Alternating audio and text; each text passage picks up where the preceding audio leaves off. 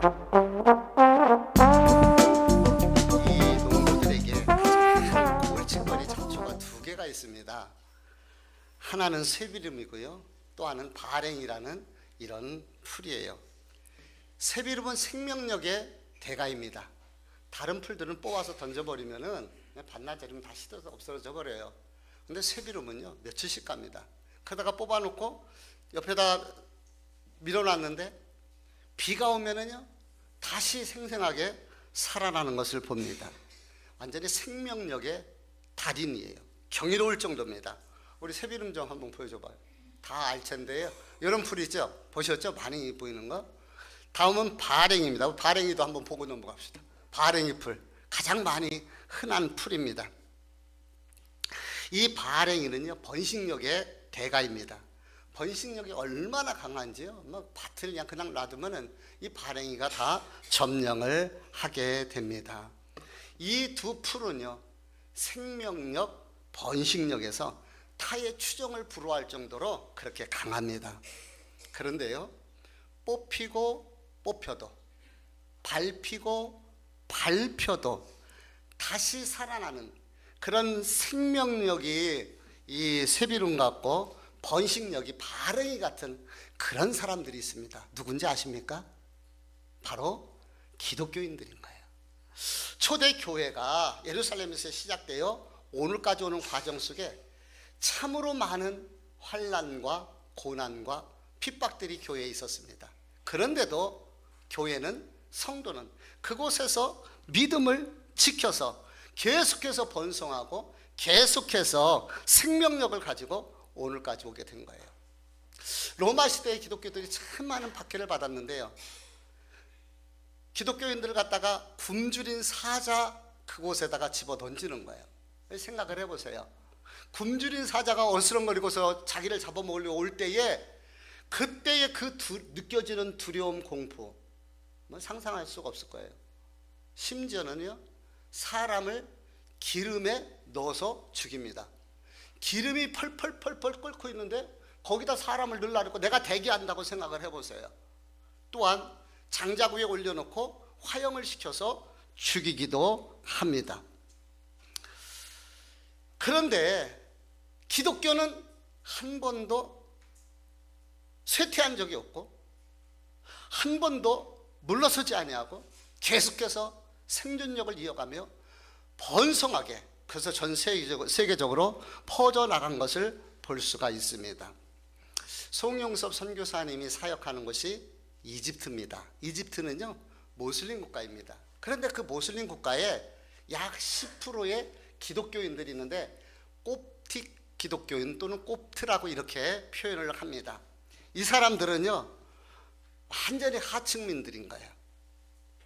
왜 그러냐면요 경제 활동을 하려면 사람들 속으로 들어가야 되는데 모슬림 사람들이 기독교인들을 받아주질 않아요. 사업을 하려고 가게를 하나 열어도요 사람들이 와야 되는데 모슬림들이 기독교인 것을 알면 그것에 돌아가지를 않아요. 우리 선교사님이 사역하는 것이 쓰레기 마을인데 여기에서 인재 양성을 합니다. 그런데 대부분 기독교인들입니다. 왜 그러느냐면은 정상적으로 이렇게 살 수가 없으니까 기독교인들이 몰리고 함께 어울려져서, 그래서 쓰레기 마을에서 그렇게 마을을 형성하고 거기서 나오는 폐자자들을 주우면서 그러면서 살아가는 것이에요. 저쪽에 대신면에서 양평으로 가다 보면 그 우측에 통일뜨락이라는 곳이 있습니다. 우리나라에 탈북한 사람들 공식적인 확인되는 것들이 약 3만 5천여 명 정도 된다고 그렇게 이야기를 합니다. 그 탈북민들을 자활을 할 수 있도록 돕고 또 북한을 선교하는 것이요 이 통일뜨락에서 하는 일들인데요, 지난번 경기 동부 지역에서 1일 단일 기도를 했습니다. 그때의 그 헌금은 그 통일뜨락에다가 전달하기로 해서 목사님 몇 분들과 함께 저도 방문을 해서 그곳에 가봤어요. 그런데 그때 그 탈북민들을 섬기는 그 목사님이요 그런 얘기를 하더라고요. 지금도 북한과 전화 통화를 하는 거예요. 그리고 전화를 통하여서 영접 기도를 시키고 있는 것을 보게 됩니다.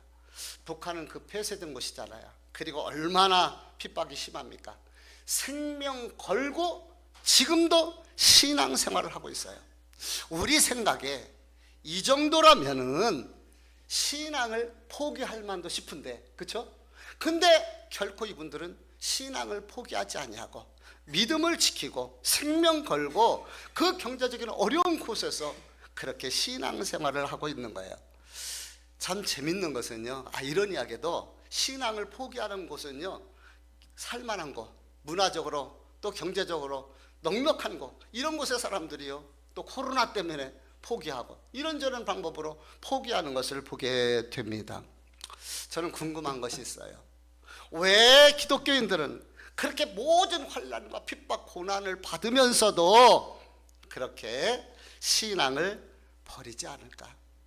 여기에는 여러 가지 이유가 있죠. 하나님 말씀이 있고 믿음이 있기 때문에 그런 것이에요. 근데 그 해답이 오늘 우리에게 가르쳐주고 있는데 14절 말씀을 한번 같이 읽어보도록 하겠습니다. 읽어볼게요. 시작. 주 예수를 다시 살리시니가 예수와 함께 우리도 다시 살리사 너희와 함께 그 앞에 서게 하실 줄을 아노라. 아멘. 주 예수를 살리신 분이 누굽니까? 바로 우리의 하나님 아버지신 거예요. 그 하나님 아버지 안에서 우리와 함께 우리도 다시 살리사, 아멘.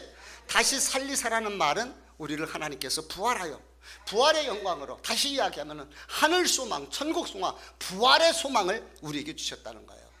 이 믿음이 있었기 때문에 초대교회로부터 오늘까지 모든 성도들이 그 고난과 핍박과 환난 속에서 다시 살아날 그 소망, 부활의 소망을 가지고 그 모든 고난을 이겨내고 승리함, 오늘까지 복음이 온 땅으로 퍼져나가고 있는 것입니다. 4장 8절서부터 우리가 읽어보지 않았지만은요, 8절서부터 쭉 보면은요, 사방으로 우겨쌈을 당합니다. 답답한 일을 만납니다. 박해를 받습니다. 거꾸로 트림을 당합니다. 그럼에도 망하지 아니하고, 그래도 포기하지 아니하고 믿음을 지키고 그 안에서 믿음으로 승리하는 그 모습을 보게 됩니다. 왜 그래요? 부활의 소망, 예수 생명, 천국 생명, 그 하늘 소망이 있기 때문에 그 믿음으로 그들이 이겨냈던 것입니다. 환난과 핍박 속에서도 견딜 수 있는 힘, 고난 많은 이 땅에서도 고개를 땅을 쳐다보면서 실망하는 것이 아니라 하늘을 보면서 살아갈 수 있는 힘, 우리에게는 부활의 소망, 하늘 소망, 천국 소망이 있기 때문에 그런 것이에요. 사랑하는 성도들이여, 너무 땅의 것에 연연하지 마시기 바랍니다. 우리 인생이라는 것이요, 빈손 들고 왔다가 빈손 들고 갈 수밖에 없는 것이 인생의 마지막 아니겠습니까? 그래서 우리가 이 땅을 살아갈 때 나누며 섬기며 행복하게 편안하게 사는 것이 은혜이고 축복인데요, 그렇다고 제가 여러분들에게 무조건 먹고 마시고 쓰라는 그런 의미가 아닙니다. 노년을 위해서 우리가 노후 대비가 필요합니다. 만약을 대비해서 또 보험에도 들어가야 합니다. 그런데 제가 드리고 싶은 것은 노후 대비는 할 줄 알면서 미래를 혹시 모를 일들을 위해서 준비를 하면서 천국에 대한 준비가 왜 없고 영원한 본향에 대한 준비가 없느냐는 것이죠. 영혼을 위해서 준비하는 자들이 가장 지혜로운 자들이 되는 줄 믿습니다. 15절 말씀을 읽어볼게요. 같이 읽어봅니다. 시작. 모든 것이 너희를 위함이니 많은 사람의 감사로 말미암아 은혜가 더하여 넘쳐서 하나님께 영광을 돌리게 하려 함이라. 아멘. 여기에 보니까 이는 모든 것이 너희를 위함이니, 여기서 이는이 지칭하는 거, 이는이 무엇을 말할까요? 여기서 너희는 누구를 가리킬까요? 여기서 이는은 7절부터 내 이야기하는 그런 말씀인데요, 복음을 전하기 위해서 사방으로 우겹삼을 당하는 일들, 답답한 일을 만나고 박해를 받으며 거꾸로 트림을 당하는 모든 핍박, 환난, 그 고난들을 말하는 거예요. 이 모든 고난이 누구 때문에 당하는 고난인가요? 너희를 위함이니. 여기서 너희가 누군가요? 바로 하나님의 자녀들, 택함 받은 주의 백성들을 너희들이라고 말하는 거예요. 그러니까 바울을 비롯해서 믿음의 선배들이 그 모든 고난, 핍박, 환난, 사방으로 우겨쌈을 당합니다. 거꾸로 트림을 당합니다. 핍박을 받습니다. 그 모든 고난을 당하는 이유가 어디 있습니까? 우리 성도들에게 예수 안에만 생명이 있고 예수 그리스도만이 오직 우리의 구원의 길이며 오직 예수 그리스도 안에 생명이 있다는 것을 전하기 위해서 그 사방으로 우겨싸움을 당했고요, 답답한 일을 만났고요, 박해를 받았고요, 거꾸로 트림을 당했던 것이에요. 그것을 하는 이유는, 그렇게 어려움을 당하는 이유는 바로 부활의 소망, 천국 소망을 많은 하나님의 자녀들에게 알려주고 그것을 통해서 예수 그리스도를 만날 수 있게 하기 위해서 그와 같은 소망의 메시지를 선포한 거예요. 결국 이 메시지는요, 초대교회로부터 오늘 우리에게 살아가는 모든 성도들에게 힘이 되고 용기가 되고 위로가 되고 소망이 되었던 것입니다. 우리말에 다다익선이라는 말이 있어요. 많을수록 좋다, 그렇죠? 많으면 더 큰 일을 할 수 있다. 여러분, 뭐가 다다익선이었으면 좋겠습니까? 뭐니 해도 돈이 좀 많았으면 좋겠죠, 그렇죠? 뭐 이거 다 바라는 거 아니에요? 근데 돈이 많다고 다 좋은 것만은 아니더라고요. 왜냐하면 돈이 있으면 그 돈 때문에 그 돈 지키려고 스트레스를 받기도 하고요, 그 돈 때문에요 사람들과의 관계도 깨지고요. 그래서 꼭 좋은 것만은 아니더라고요. 전에도 한번 말씀드렸는데 좀 오래된 이야기인데, 서울에 있는 우리 친구 목사가 교회에서 있었던 실질적인 얘기인 거예요. 우리 단톡이 있는데, 친구들, 이 청목회 친구들 단톡이 있는데, 이 단톡에 카톡이 올라온 거예요. 그게 뭐냐면은 그 교회에 성도님이 계시는데 나이가 연세가 70이 넘으셨다고 그래요. 근데 풍 때문에, 풍으로 한 20여 년 동안 고생을 하셨습니다. 근데 이 고생하셨던, 어렵게 사셨던 이 어르신이 어떻게 로또를 하나 샀나 봐요. 근데 그 로또가 당첨이 된 거예요. 그래갖고 그 권사님이 산 로또하고 당첨 번호하고 이걸 카톡에다 올린 거예요. 난리가 났어요, 카톡에서. 야, 축하한다, 정말 좋은 일이다. 저도 진심으로 축하를 해 메시지를 보냈어요. 정말 난리가 났죠. 얼마나 정말 놀라운 일입니까? 근데 조금 있다가 다시 톡이 올라왔어요. 그러면서 뭐라고 이야기를 하느냐면요, 로또를 다시 한번 잘 살펴보다가 회차를 봤대요. 그랬더니 이게 웬일입니까? 집사님이 사신 회차는 652회차, 당첨번호는 653번 3차에 이 당첨 번호였던 것이에요. 그러니까 지난주 산 당첨을 이번 주에 맞춰봤는데 그게 맞은 거야. 그것도 확률적으로 불가능한 일이잖아요. 그런 일이 일어난 거예요. 그러면서 목사님이 글을 올려서 10여 분, 그 짧은 순간 수도 없이 많은 생각이 스쳐 지나갔습니다. 10분의 행복이었습니다 라고 글을 올렸어요. 한바탕 일어났던 해프닝, 허탈한 해프닝입니다. 근데요, 우리도 알고 있는 것처럼 통계를 보면은요, 로또에 당첨돼서 이렇게 돈이 많이 생겼는데 다 잘 된 것이 아니라는 거, 더 그것 때문에 가정이 깨어지게 되고 인생이 망가진 패가망신한 사람들이 숫자적으로 더 많다고 그렇게 이야기를 하더라고요. 그런 것을 보면은요, 돈이 꼭 많은 것만은 좋은 것이 아니다라는 생각이 드는 거예요. 그런데 많으면 많을수록 좋은 것이 있습니다. 이것은 탈도 없고 부작용도 없습니다. 많으면 많을수록 좋은 것, 그게 뭔지 아십니까? 바로 감사입니다. 아멘 좀 해봐요. 부작용이 없는 거, 탈나지 않는 거, 많으면 많을수록 더 좋은 거, 그게 뭐라고요? 감사. 아멘. 그게 감사라는 거예요. 오늘 말씀은 우리에게 이렇게 알려주고 있습니다. 15절 아까도 우리가 읽어봤지만, 그러므로 우리가 5절, 이는 모든 것이 너희를 위함이니 많은 사람의 감사로 말미암아 은혜가 더하여 넘쳐서 그 다음에는 하나님께 영광을 돌리게 하려 함이라. 아멘. 뭐라고요? 은혜가 더하여 넘쳐서 하나님께 영광을 올려드리게 된다는 거예요. 은혜가 더하여 무엇을 통해서? 감사를 통하여서. IMF 때 우리가 잊지 못할 사건이 하나 있죠. 전 세계를 깜짝 놀라게 한 사건이 대한민국에서 일어났습니다. 그것이 뭐인가요? 금모으기 운동. 장롱 속에 있는 석돈의 금.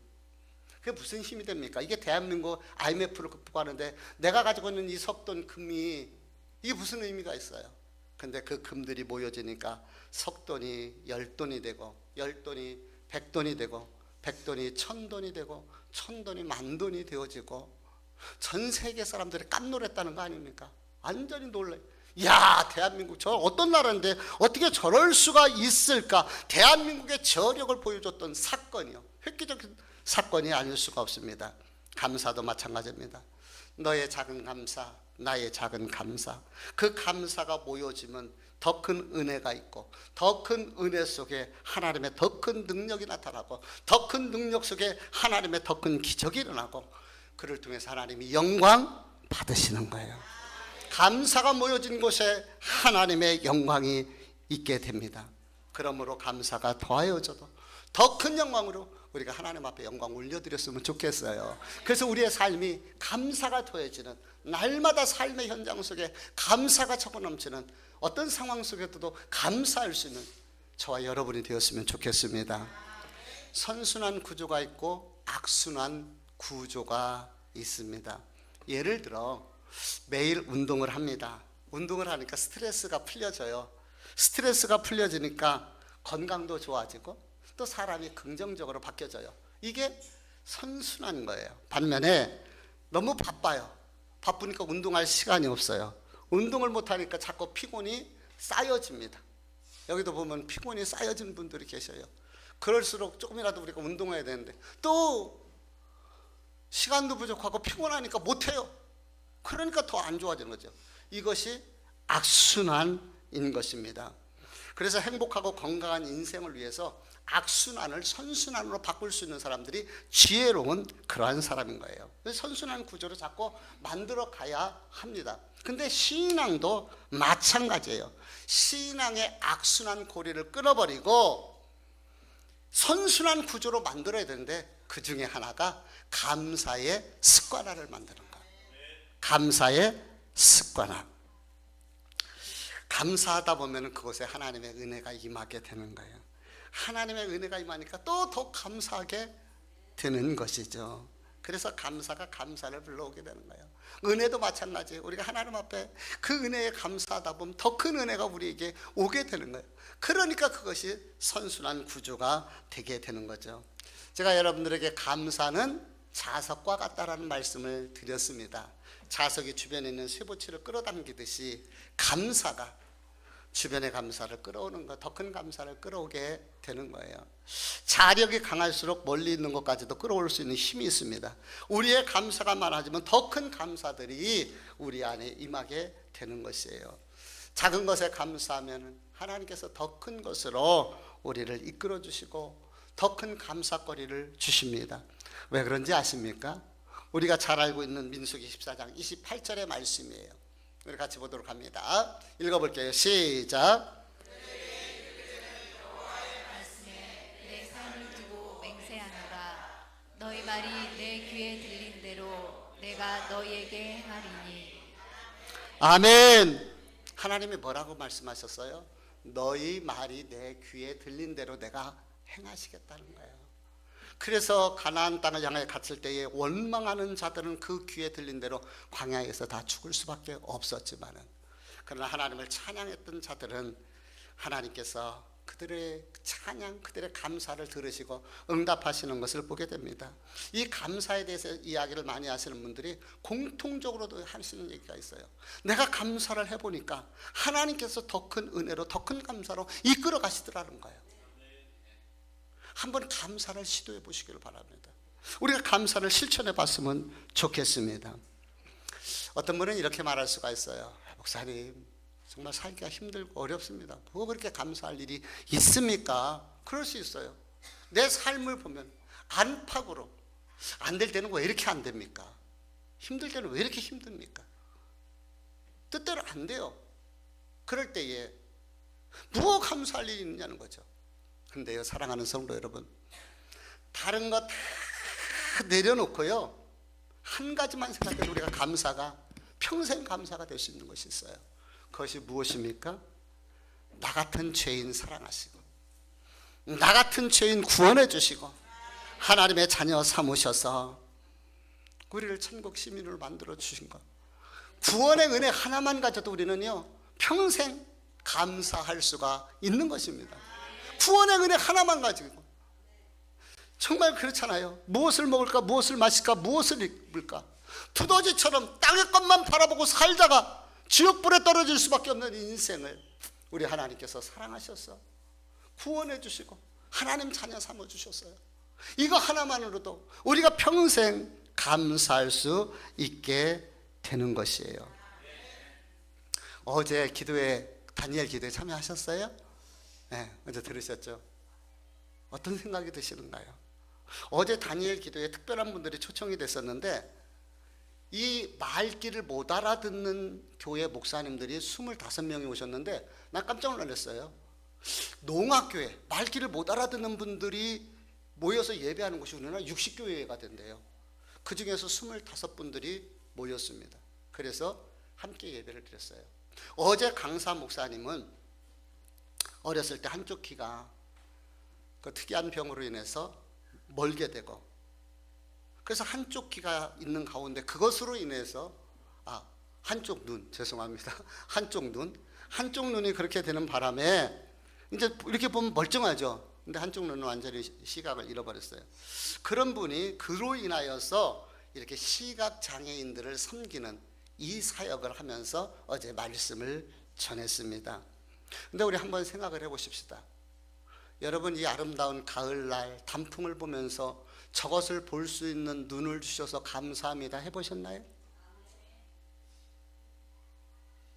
사랑하는 남편, 아내, 자식들이 엄마, 아빠 또는 내 이름을 불러줄 때 그 소리를 들어보시고 감사하신 적 있나요? 우리가 평상에 당연한 것이었어요. 앞이 안 보여서 못 보는, 물론 조금 시력이 좀 나빠질 수는 있겠죠. 그런데 우리가 보는 것 때문에 우리가 그 감사하고 들을 수 있다는 것이 감사라고 느껴진 적이 없는 거예요. 근데 내가 일상에 아무 탈 없이 그 사이 보는 것 하나가 누구에게는 꾸미기를 원하고 꾸미고 그 편안하게 듣는 그 말 하나가, 그것이 누군가에게는 희망이 된다는 거예요. 그래 우리가 감사한 게 얼마나 많습니까? 돌아보면 다 감사요. 은혜가 아닐 수가 없습니다. 건강이 좀 여의치 않나요? 그럴 수 있습니다. 그런데요, 내 정도면은 누군가는요, 정말 나 저 정도만 됐으면 좋겠다 꾸밀 수 있어요. 물질적으로 어려울 때 있죠. 있습니다. 속상해요. 많이 힘들어요.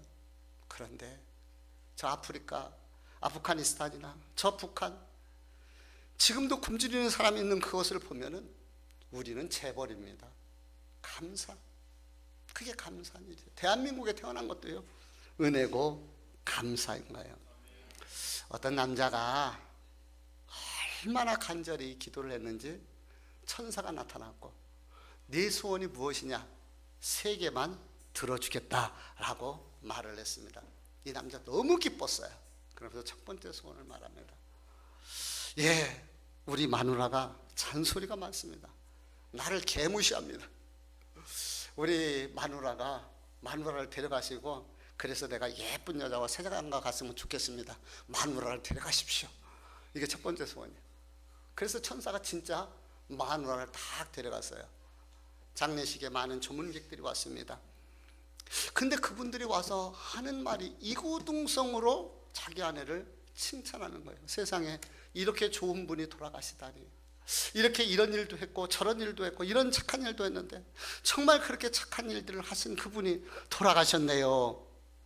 이렇게 조문객들의 말을 들여다 보니까 자기가 몰랐던 이야기들을 하는 거예요. 내가 잘 몰랐었구나. 이렇게 좋은 분이 죽으면 안 되는데 그래갖고 천사 보고 이렇게 좋은 분은 죽으면 안 될 것 같습니다. 살려주십시오. 그래갖고 살려줬대요. 그러고 보니까 벌써 2개 소원을 다 쓰게 된 거예요. 3번째 소원을 써야 되겠는데 무엇이 가장 좋은 건지, 자기에게 필요한 것이 가장 귀한 것이 무엇인지 선뜻 생각나지는 않는 거예요. 그래서 결정하기가 어려웠고 천사에게 대신 물어보기로 했습니다.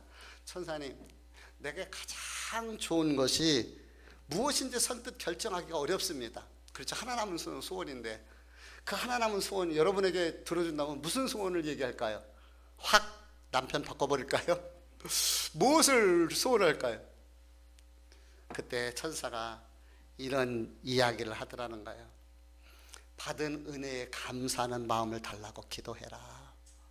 이분이 크게 깨달은 바가 있어가지고 그 중요한 3번째 소원을 받은 은혜에 감사하는 마음을 달라고 기도했다고 합니다. 물론 감사에 대한 유머예요. 근데 여기에 뼈가 있는 것을 보게 됩니다. 우리 없는 것 가지고 불평하지 말자는 거죠. 없는 것 가지고 보면 우리한테 부족한 것이 너무 많습니다. 정말 부족한 것 너무 많아요.